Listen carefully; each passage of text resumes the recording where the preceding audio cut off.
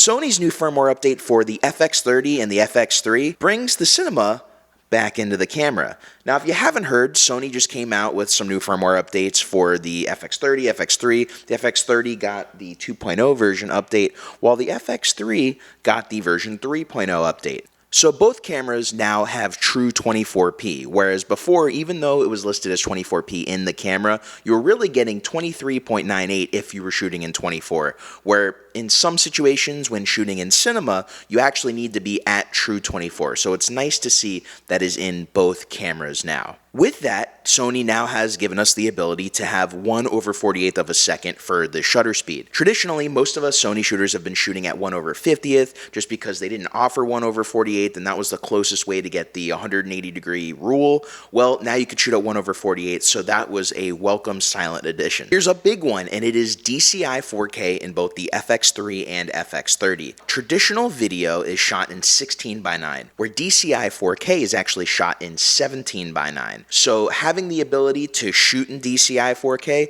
just adds to the versatility of these cameras. And of course, if you're using them for cinema applications, being able to shoot in DCI 4K makes a lot of sense. Here's an anamorphic adapter, and it goes along with the next update, which is anamorphic support. Now, Sony has added support for 1.3 and 2.0 times squeeze of anamorphic in the camera, meaning that in the camera's LCD, or if you output over an HDMI to a monitor or whatever it may be, you can get the D-squeeze from that signal. So it's nice if you're having a really small, compact setup, you want to keep it basically camera only, well, you can do so now, film anamorphic, and at least have somewhat of a D-squeeze in camera. Why I say somewhat, I'll get to a little bit later. If you use S&Q a lot, well, now you can map that to any button on the camera itself, which is great. If you use S&Q, I am actually a 24p shooter, so it's not something I see myself using a lot, but I definitely see a lot of you out there mapping that button. There's also now the ability to not only see the clip name in the camera, which I noticed right off the bat when I did this update, but you can also change the name of the clip in camera. So if you want to change it away from Sony's typical naming structure, you're on a set and you need to name it specifically for an editor, now you can do that in camera. They make it really easy. It's a welcome addition, bringing this camera more in line to being a cinema camera. Now, the last major update is specifically for the FX3, and it is breathing compensation. Now, I know a lot of you have been asking for this, and now it is available in the FX3. However, I think now that we see these updates coming out, a lot of questions are being asked, is this going to come out in the FX6? Is it going to come out in the A7S III? And I think at the very least, these updates should absolutely come out for the FX6. I don't know why these updates wouldn't come out, but time will tell. We did get an update for the FX9, and it's kind of gotten lost in all this commotion for the FX3, FX30. That gives me hope that we are going to see an update for the FX6. If you've never updated your FX30, you are going to have to download the 1.5 update first, which is really quick. You just download the file, put it on your SD card in the root folder, and start your update on the setup menu. I'll put a link in the description below where you can download the update. If you have updated since then, you can go straight to the 2.0 update, and it's the same process. And what's cool is once you download this update, get it going, from now on, we'll have access to the Sony Creators app, which will mean we can actually update these cameras' firmware via the app instead of downloading to an SD card. So it will be simplified in the future. So here are my thoughts on this update overall. I think that the DCI addition to both cameras was absolutely needed, because if you're shooting on a cinema camera, there's no reason not to have DCI 4K. There's no reason not to have true 24p, because those are features used in cinema, and these are cinema cameras. They also did it the right way, where on the FX3 and FX30, you're still using the same full width of the sensor. You're not losing any width if you're shooting in DCI 4K.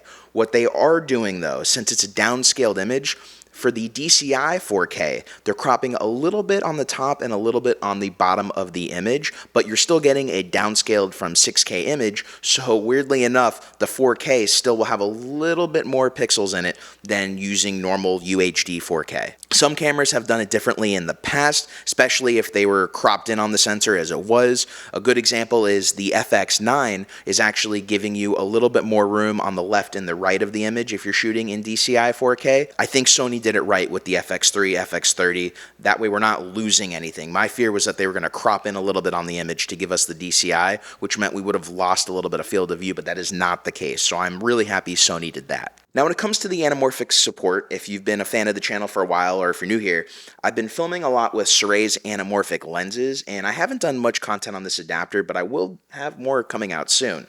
Now, I haven't done much anamorphic work with the FX30 because most of my lenses, which I have the two Sore lenses right here, they're in the RF mount, which means I can't use them with my FX30, which kind of stinks. I've been stuck using them on the Komodo, but any of the work I've used them for has been on the Komodo, so I haven't had a justification to go get anamorphics for the FX30. A few things I noticed off the bat is you only have the option for a 1.3 squeeze or a 2.0 squeeze when it comes to the D-squeeze options in camera. Whereas if you're using an external monitor like I have had when I tested this adapter with the FX30 and some lenses, this adapter is a 1.25 squeeze, and I needed to get to 1.25, which an external monitor will let you do if you've got a proper external monitor that will let you de-squeeze the image. That kind of shows that if you have a 1.33 times lens, like these over here, that means you're not gonna properly de-squeeze them in the FX30. Also, if you have a 1.6 times squeeze lens, you have a 1.5 times squeeze like the Leoa Nanomorph lenses,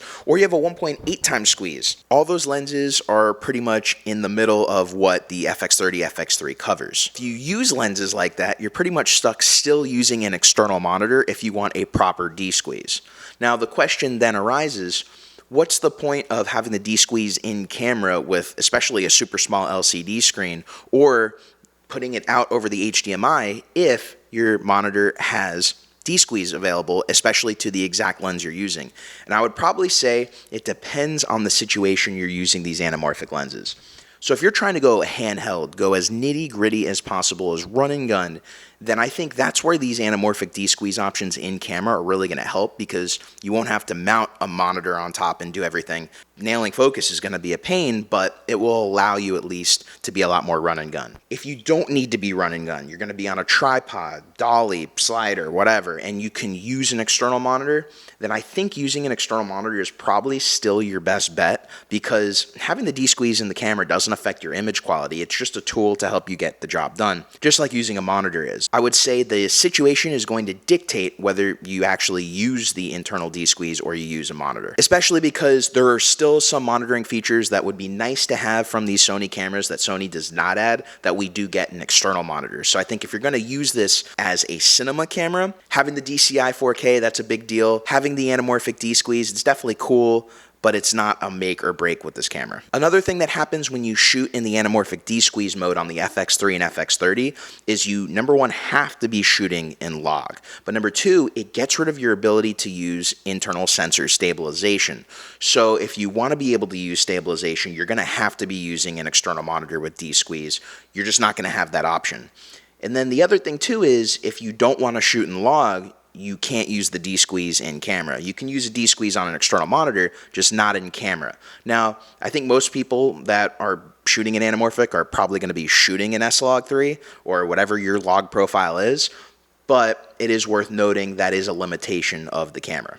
So that's my take on the FX3, FX30 update. Overall, I think they really did put the cinema in the camera. I mean, it is definitely more of a capable cinema camera now, and I'm excited to shoot more anamorphic with the FX30, so stay tuned. I'll be having more content with this setup, with my Helios using the Sore adapter, and hopefully some more anamorphics made for Sony E-mount. If you have any questions or any content you'd like to see from the FX30, make sure to put them in the comments below, and if you got knowledge and value out of today's video, make sure to hit that like, subscribe, and notification bell to keep up to date with the latest videos from the channel. Until next time, my name's Geoff Fagien. Thank you for watching, everybody, and I will see you in the next video.